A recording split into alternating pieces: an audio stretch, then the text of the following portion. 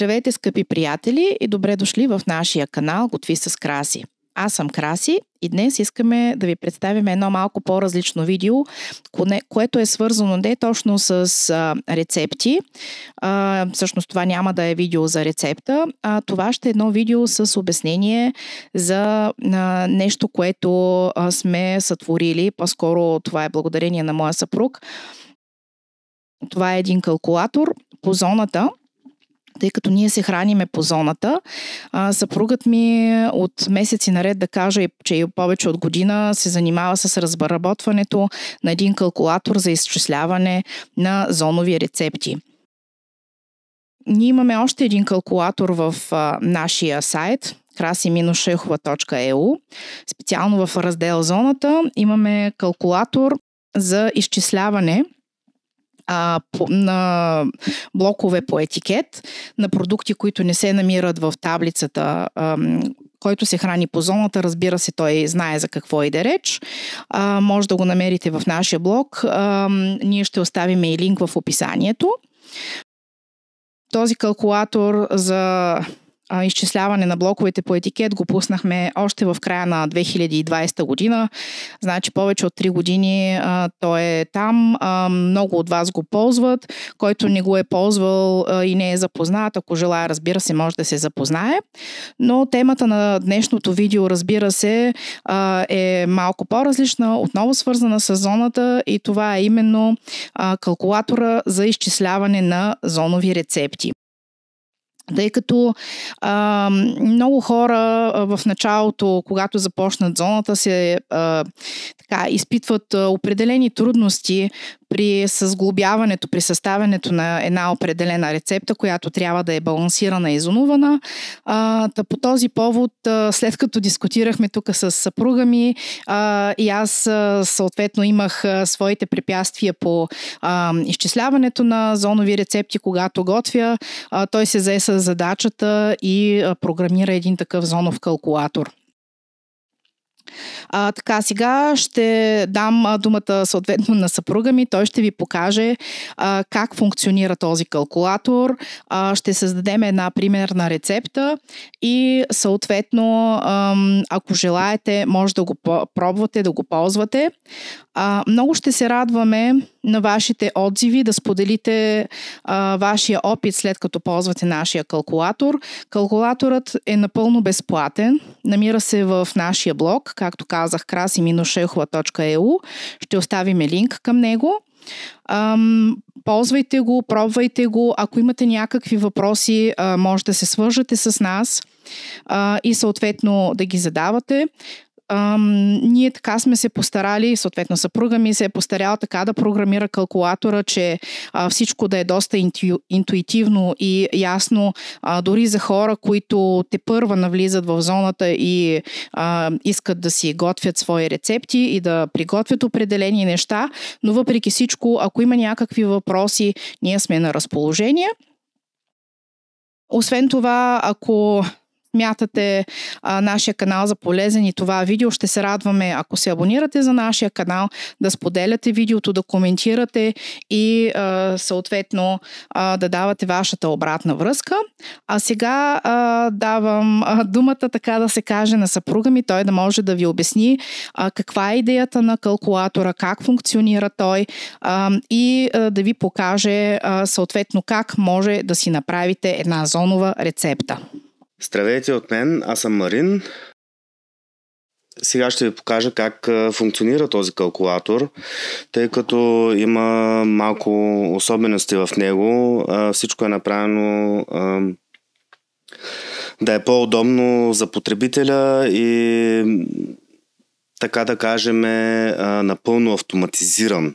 Или колкото се може повече да е автоматизиран, отколкото да се налага човек да си записва някакви неща и да прави към приправянето на тази рецепта. Да започваме. Значи влизаме си в основния сайт, в блога в krasi-shechova.eu. Има специално меню зоната на българската част, в немската част няма съответно менюзоната, тъй като ние сме разработили тези калкулатори само за българските потребители. Зоната калкулатор за изчисляване на рецепти. Това е менюто, което трябва да кликнете след като влезнете в сайта. Малко досадни реклами се появяват от време на време, но това е съвсем нормално. И така изглежда нашият калкулатор при зареждането на самата страница. Значи, както виждаме тук така, нашият калкулатор се състои от 3 стъпки. Първата стъпка е задаването на името на ястието. Както виждате, има се поле отделно за това нещо, което е задължително с звездичка, т.е. всички полета с звездичка са задължителни във формата и затова не трябва да бъдат оставени празни. Задаваме си име на ястието по принцип. След това виждате продукт, стойност единица, блока, общо. Това е абсолютно всичко, което се съдържа в този калкулатор и под продукт имаме падащо меню, което съдържа всички продукти по зоната от таблицата. Тоест абсолютно всички продукти в таблицата, които официално в България се използват, са въведени с съответните грамажи, коефициенти и блокове. Тоест, вие в този калкулатор може да изчислявате както от грам към блок, така и от блок към грам. Тоест, или въвеждате стойност за грамови, или въвеждате стойност за блокови, но това ще го видим в процеса на работа.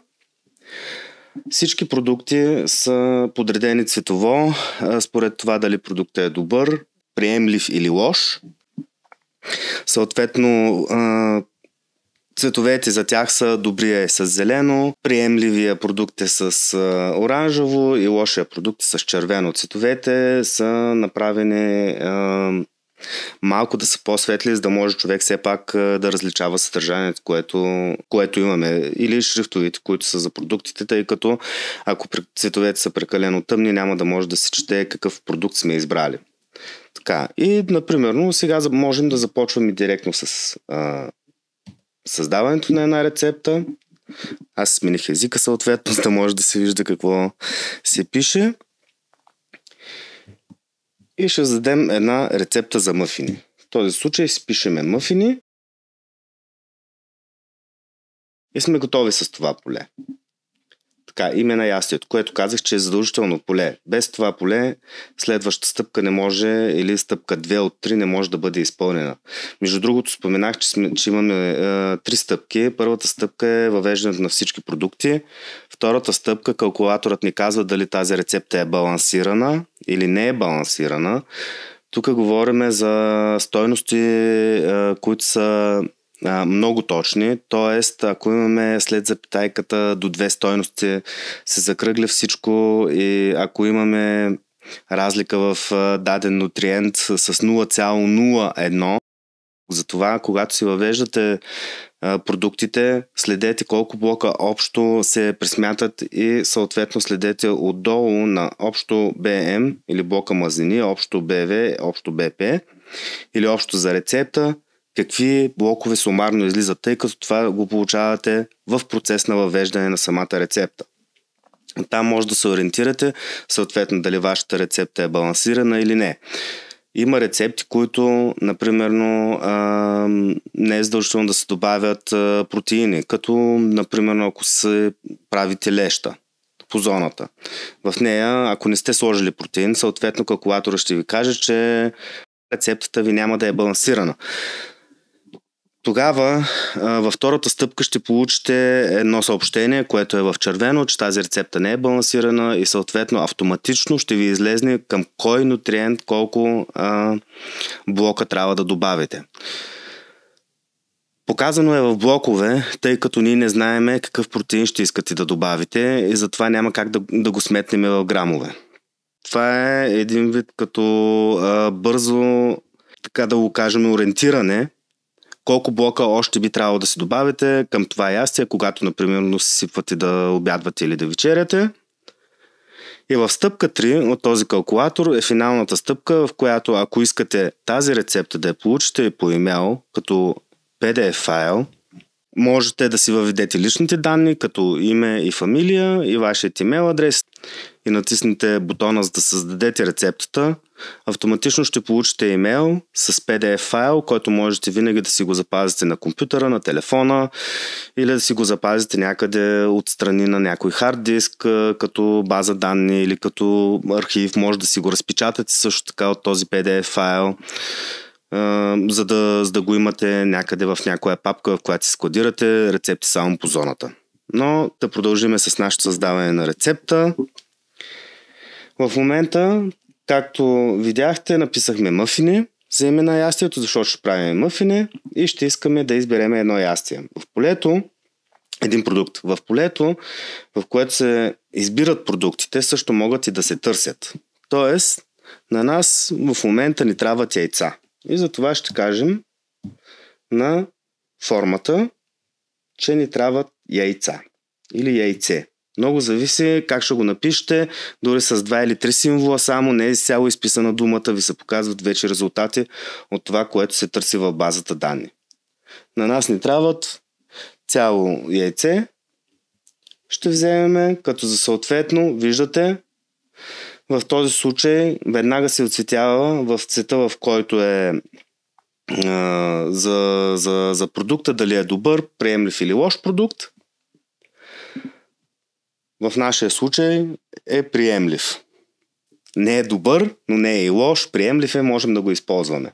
Така, в момента казваме, окей, на първия продукт е яйце, затова ние си казваме, на нас ни трябва 3 яйца. Затова можем в стойност да въведем директно 3. Както виждате, като единица е зададено броя, което съответно също се изтегля от базата данни. Не е задължително да е грама, може да е чайна чаша, чайна лъжица, може да е брой, може да е лента, може да е всякаква мерна единица може да съдържа, която е вписана в базата данни към дадения продукт. Както каза Марин, всичките продукти, които са въведени тук в нашия калкулатор, те са на база таблицата, която е официално публикувана в сайта в зоната. Така че това, което е там, е и тук в самия калкулатор. Самите стойности, които са зададени там, като мерни единици, било то в грам, в брой, в лента, в чаша и така нататък, по този начин ще ги намерите и тук и съответно въвеждането и по този начин. Да.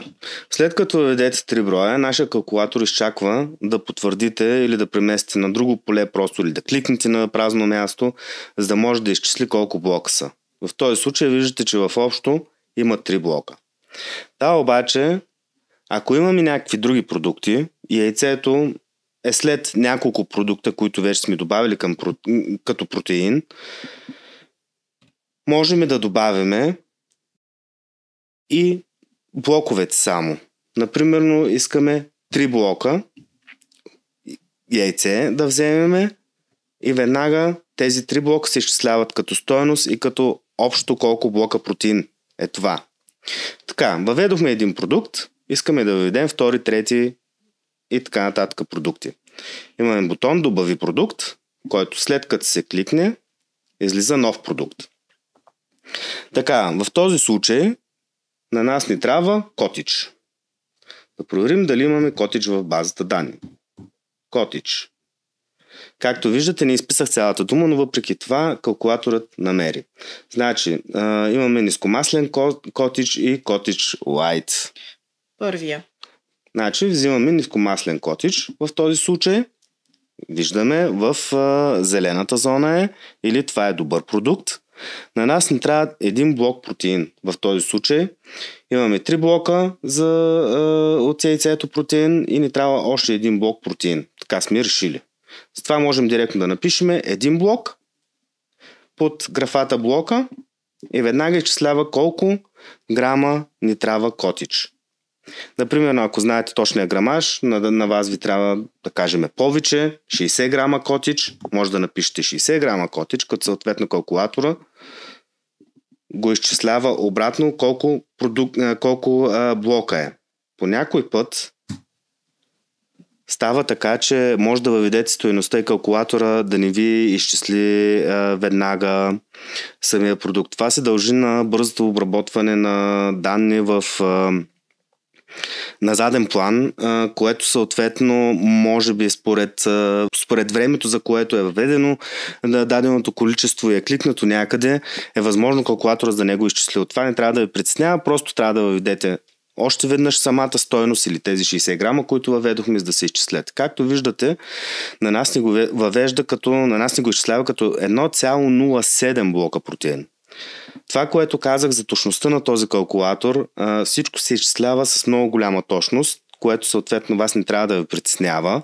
Вие можете да си го напасвате както ви прецените. Вместо да е 1,07 блока, казваме 1,07 не трябва, искаме си единия блок да си имаме, затова си пишем един блок и калкулатора ни изчислява отново обратно 56 грама за дадения блок. Добавяме още един продукт в този случай, защото вече приключихме с котиджа.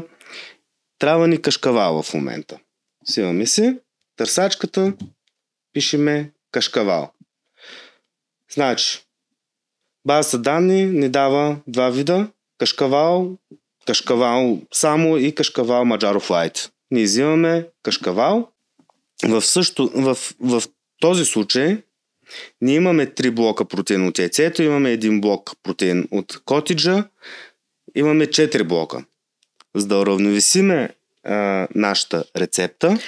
Само да вмъкна, че тези мъфини, те са солени мъфини, специално тази рецепта, и рецептата, която ние правиме, е за 8 блока. Така че в случая искаме да си балансираме за 8 блока от самите солени мъфини. Затова в случая говориме, че искаме да си балансираме, трябват ни още 4 блока протеин. Това е само като вметка. Да, добра вметка. Затова добавяме в този случай, щом искаме 8 блока да е цялата ни рецепта, добавяме още директно 4 блока от кашкавала и съответно на нас калкулаторът ни казва, че трябва да добавим 112 грама кашкавал. Също така, както виждате, тук кашкавала се отцветява в червено. Марин вече спомена, че цветовете са малко по-бледи, за да може шрифта по-добре да се вижда. Отцветява се в червено. Всеки, който се храни по зоната, знае, че това е продукт, който съдържа висок брой на мазнини. Затова съответният продукт е в червената зона, но се води протеин. Това е също като вметка, просто информативно и за цветовете, за да може да се ориентирате. Така, продължаваме тогава с въвеждането на следващите продукти. Ние сме използвали в тази рецепта царевично брашно. Но това царевично брашно е по етикет. Както забелязвате, в дясната част на самата форма или в мобилната версия се намира отдолу под полетата, под всеки един продукт, изтри и етикет. Така, за целта трябва да се добавим първо нов продукт, нали? Добавяме с новия продукт и даваме... Ако желаеш, ти можеш да потърсиш дали го има този продукт, да речем царевично брашно. Търси примерно брашно. Така и ще го търся. Mm-hmm. Аз може и царевично брашно директно да търся. Пробвай. Например, царевичен хляб, царевично шесте, царевица. Нямаме. Значи нямаме царевично брашно като продукт, затова, например, ще търсиме в момента под брашно. Пробвай. Брашно. И на нас не изкарва брашната. Соево брашно, брашно бяло, брашно по ечемик, брашно от лимец, брашно от нахут и брашно от овес, от трошков, тапиока и тортила брашно. Но нямаме царевично, което сме използвали в случая. Значи, в този случай трябва да въведеме стойности от етикет. Тъй като брашното за нас не е въглехидратната група, извинявам се, можете да въведете следното. Има 3 опции, които са в този калкулатор. Тези 3 опции са под наименованията протеини, въглехидрати или мазнини. Тоест на нас не трябват въглехидрати в случая, затова си записваме въглехидрати. И както виждате, въглехидрати по етикет не излиза от базата данни. Така. Въпреки, че въглехидрати по етикет пише тук в базата данни, зад тази стойност не седат абсолютно никакви стойности, затова нито се оцветява в даден цвят, нито излизат някакви стойности изобщо в самия калкулатор. В този случай трябва да използвате бутона етикет. Когато го натиснете този бутон, ви се отваря един поп-ъп прозорец, който се съдържа от полетата грама, които ще използвате, грама за един блок или блока, които ще използвате. Значи, тук също може да изчислявате от грам към блок и от блок към грам. Най-важното поле в този случай тук е грама за един блок. Ние трябва да знаем задължително, след като сме си изчислили по етикет дадения продукт, колко грама за един блок е. За тази цел, нали, може да използвате и нашият първи калкулатор, който споменахме, че създадохме 2020 година, който смята точно тези данни от етикета. Оттам може да разберете колко грама за един блок имате. Така, ние имаме, например, 12 грама за един блок от това царевично брашно. Въвеждаме 12 грама за един блок и в момента, тъй като ние знаем колко блока ще е нашата рецепта, 8, можем директно да въведем или блока, който ще използвате в полето 8. Така. Тук сме дали възможност за описание на дадения продукт, затова сме създали това поле описание. В него, в този случай, се записваме царевично брашно.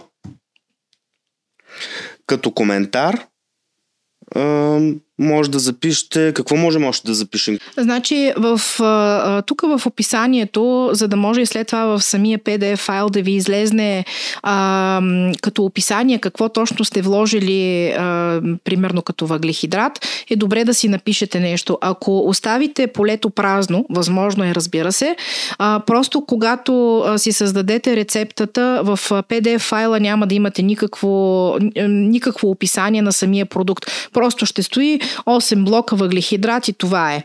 Така че в този случай наистина е най-добре да сложите някакво описание на продукта, който използвате. Сега няма значение дали ще бъде въглехидрат. Вие по този начин може да добавяте и продукти, които са, примерно, протеини, които изчислявате по етикет или мазнини, които изчислявате по етикет. Всъщност тук може да добавяте всеки продукт, който не се намира в таблицата, може да си го добавите ръчно с стойностите по етикет и съответно с блоковете, които желаете да използвате във вашата рецепта. Точно така. В нашия случай оставяме царевично брашно. И мисля, че горе вече се показва колко грама трябва да сложиме от самия продукт.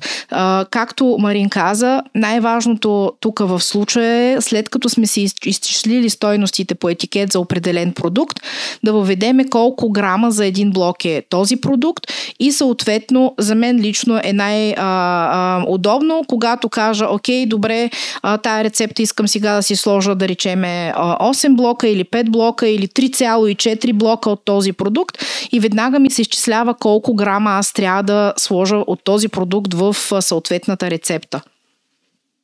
Точно така. Значи за блоковете можете да въвеждате, както и Краси каза, с запетая дадена стойност 3,5 блока, например, защото ви трябват 3 блока и половина, а не точно 3 блока или 4 блока.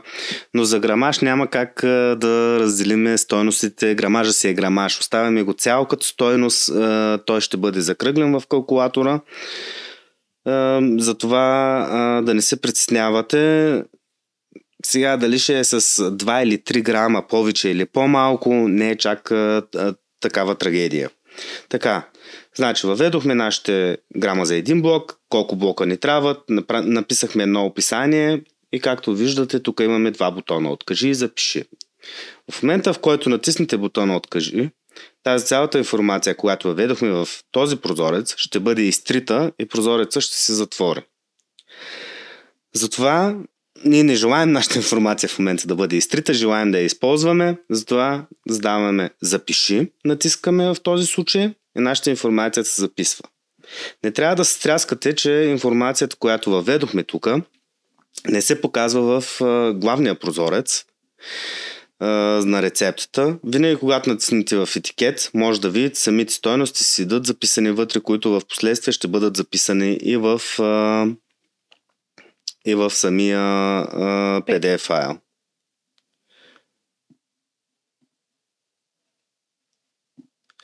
Така, значи, какво направихме до тук?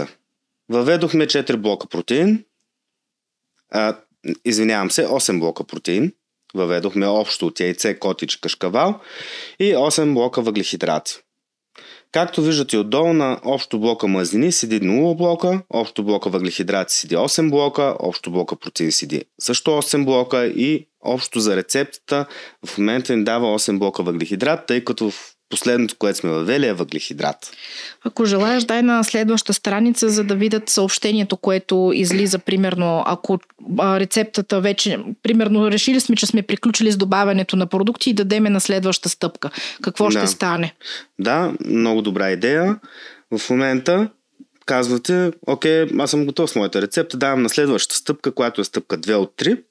Както казахме, в стъпка 2 от 3, нашата рецепта или нашия калкулатор ни казва дали нашата рецепта е балансирана или не. Даваме на стъпка 2 и както виждате, излиза един много така красив червен прозорец. Червеното съответно е винаги нещо, което не е наред. И виждате надписа, тази рецепта не е балансирана. Добавете следното, за да балансирате рецептата. Имаме 3 полета. В 3 полета седят добави мазнини 8, добави въглехидрати 0, добави протеини 0. Това казва в този случай, че трябва да добавяме 8 блока мазнини. Може би можете да го оставите така. Това нещо също се показва и в самата рецепта, в PDF файла. Винаги можете, когато си поглеждате рецептата, това да ви напомня, този път ще добавя или няма да добавя мазнини. Така, специално за тази рецепта някой може да каже, тук кашкавала, нали, сложили сме 4 блока протеин, кашкавал, който е доста мазничък, в него има доста мазнини и решавам, нали, специално за тази рецепта да не добавя мазнини. Това е възможно, няма абсолютно никакъв проблем за всички, които се хранят от много по-дълго време в зоната и всеки знае правилата. Съответно, това няма да е никакъв проблем. Просто си давате на следваща страница и си изпращате съответната рецепта. Това в случая на нашата рецепта, на нашия пример е за мазнините, но примерно, както Марин каза, ако решите да готвите леща и в тази леща не слагате протеин, просто тя е само блокове въглехидрати и мазнина, съответно рецептата пак ще ви бъде небалансирана, ще излиза това съобщение, но ще ви дава информация колко блока протеин трябва да добавите още. Разбира се, по ваше желание може да си добалансирате след това рецептата, но като информация да знаете колко блока е. В този случай, примерно специално за нашите солени мъфини, ние искаме да добавим допълнително мазнини. И в случая ще върнем обратно на стъпка 1 и ще добавиме масло. Първо, за да си балансираме рецептата и второ, примерно на нас целта ни е да отслабваме, искаме просто да ядеме балансирана храна. Затова решаваме по този начин да действаме. Да, и както каза Краси, в момента можем да се върнем на предишната стъпка. Данните от нея не се изтрите. И можем да коригираме в този случай нашия избор. Тоест, ние в момента трябва да добавим общо блока мазнини допълнително. Затова натискаме върху добави продукт. Казахме, че ще добавим масло. Масло, да, търси масло. Масло. И както виждате, имаме бадемово, въстъчено, кокосово. На нас трябва просто на обикновено масло. Сдаваме масло. И както виждате, като единица излиза чайна лъжичка. Да, защото така е зададено и в таблицата за зоната в официалния сайт за България, който е. Казахме, на нас ни трябват в този случай 8 блока. Сега, колко чайни лъжички са това, не знаеме. Затова директно си въвеждаме 8 блока и калкулатора на нас ще ни каже колко чайни лъжички ще ни трябват. В този случай 3. Както виждаме, веднага го изчисли. Но защо маслото в момента не се оцвети в цвят, не мога да ви кажа. Възможно е в данните, просто да ги няма данните за маслото. Но това не е такава трагедия, това е само за ориентир, за ваш ориентир, когато създавате рецепт, тези данни като светове не излизат никъде другата след това. Да, точно това исках и аз да допълня, че цветовете сме ги направили за ориентир само по време на създаване на рецептата. Те няма да излизат, продуктите няма да са отцветени цветово в PDF файла, така че единствено и само в самия калкулатор продуктите са отцветени и цветово, за да може да има човек визуална представа горе-долу каква ще е неговата рецепта. Дали ще е примерно изцяло в зелената зона, защото има хора, които държат да се хранят единствено и само в зелена зона, така че това ще е ориентир за тях. Или примерно някой казва, на мен ми е се тая в каква зона е, важното е яденето да е балансирано самото ястие, така че няма никакъв проблем. Да речем, ние като се храним по зоната, за нас основно е важно храната да е балансирана.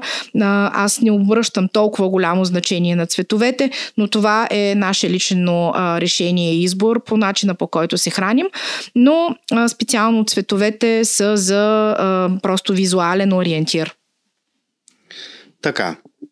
Да продължим с нашата рецепта. В момента виждаме общо блока мазнини имаме също 8 блока, въглехидрат 8 блока, протеин 8 блока и общо за рецептата са 8 блока. Така, аз искам само нещо друго да вметна, защото в случая тази рецепта вече е балансирана. Ако някой реши да си я прави, това, което добавям аз лично, са една-две супени лъжици кисело мляко, които в случая не броиме с малко сода, както и подправки, примерно сол, може да сложите самардала, може да сложите шарена сол или нещо от сорта, което на вас ви харесва като вкус, и по този начин разбърквам самия продукт и го разбърквам абсолютно всички продукти, разпределям ги във формички за мъфини, пека и по този начин хапваме, така че някой, ако иска да направи тази рецепта, това е нещото, което добавям без да броя. Но тъй като ако добавиме примерно 2 супени лъжици от кисело мляко, което знаеме, че е балансиран продукт, което и в случая не броим, просто самата сметка в самия калкулатор леко ще се обърка и няма как точно да се отрази. Затова в такъв случай това не го добавяме. Така.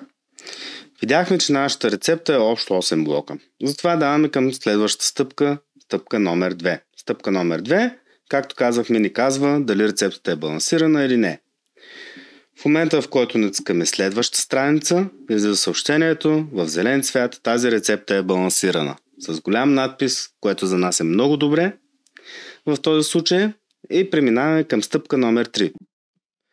Както виждате в стъпка 3 от нашия калкулатор, да си въведете евентуално данните, ако желаете, за да си изпратите тази рецепта по електронната поща, за да може да си архивирате с другите рецепти, които имате, или просто да си имате в имейла и при необходимост да можете да погледнете в нея. А също така можете и да разпечатате, разбира се.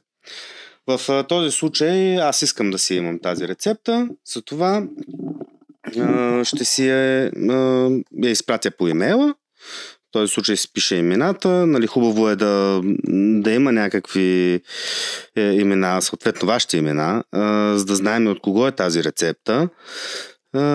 Евентуално при някакъв създаден проблем или при някакви такива обстоятелства.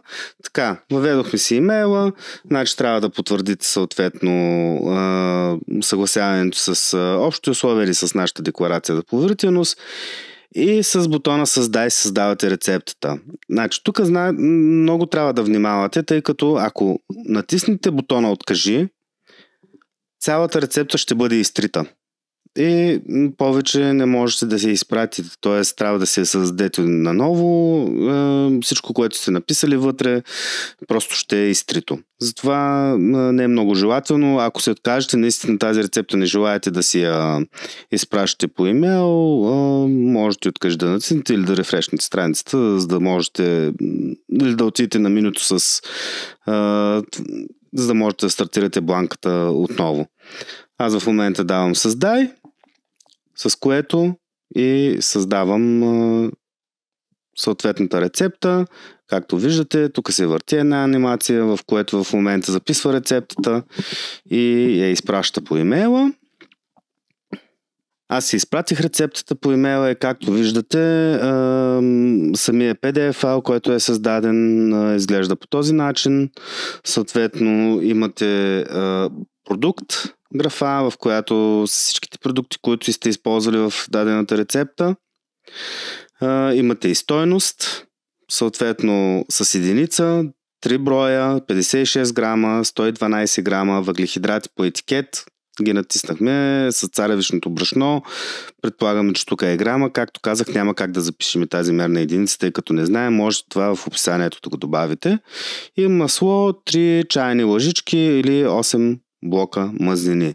И надолу в рецептата получавате общото количество за мазнини, въглехидрати и протеини, което също е за всеки един нутриент по 8 блока и общо блок за рецептата е 8 блока. Тази рецепта по този начин можете да се я разпечатате и да си я архивирате при вас. Това е което така да кажем, накратко и не толкова накратко искаме да обясним как се борави с нашия калкулатор, тъй като тези особености, които са по етикет, съответно може би ще има въпроси. Въпреки това не се притеснявайте да питате, да ни пишете. Ние сме за това тук, за да ви отговориме и евентуално ако откриете някой бъг или нередност по самата бланка, въвеждате стойността, нищо не излиза или нещо от сорта, просто се свържете с нас по най-бързия начин, за да можем да отстраним въпросните проблеми. Да, благодаря на Марин. Това е за сега от нас. Днес ви представихме новият калкулатор, който Марин програмира за съставяне на зонова рецепта. Надяваме се да сме полезни на всички, които се хранят по зоната и искат да се хранят, но са несигурни в това как да си създадат една рецепта. Това е едно помагало, така да се каже, за всеки, който иска да съставя такава зонова рецепта и няма все още опита за това нещо. Аз лично, откакто той го е създал, го тествам постоянно и го използвам, така че нещата функционират, калкулатора функционира, но както и Марин каза, ако нещо забележите, че не е нещо както трябва или нещо, имате неясноти, просто оставете един коментар под видеото. Както казах, споделяйте, абонирайте се за нашия канал, ако ви хареса. Последвайте ни в социалните мрежи. Ще се радваме на вашата подкрепа и разбира се, пожелаваме ви приятно готвене по зоната, създаване на зонови рецепти и до следващият път.